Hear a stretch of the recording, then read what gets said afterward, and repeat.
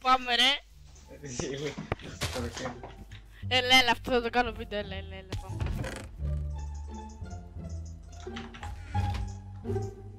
Μην ξαναπέσει μαλάκα.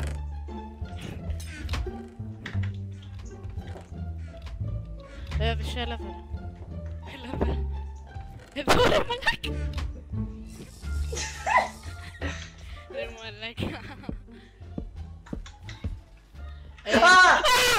Ας το διάλο! Έλα πάμε κι άλλο ρε. Ωραία, αυτό είναι το τελευταίο. Έλα, πάμε κι άλλο.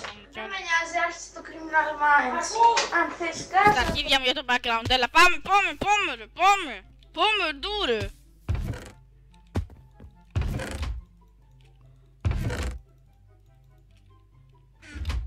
Δεν ακούω τίποτα, Δυσού, άνοιξε μικρόφωνο γάμο το τάνω σου.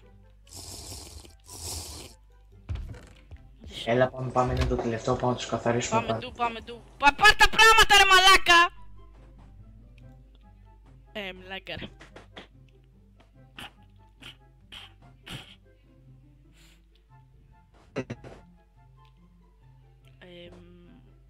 What the fuck?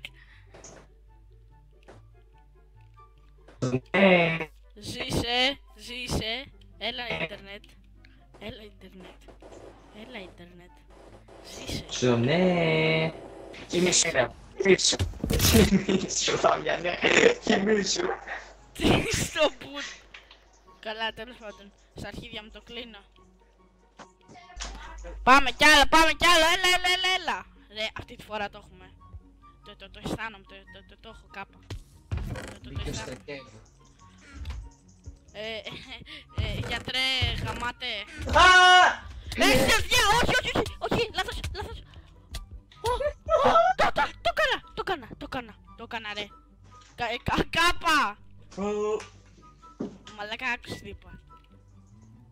Το έκανα. Τι στο πουτ!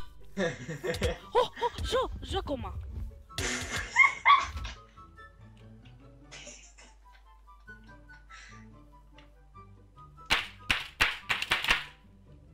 Λοιπόν παιδιά, αυτά για το σημερινό βίντεο. Ελπίζω να σας άρεσαν τα funny moments.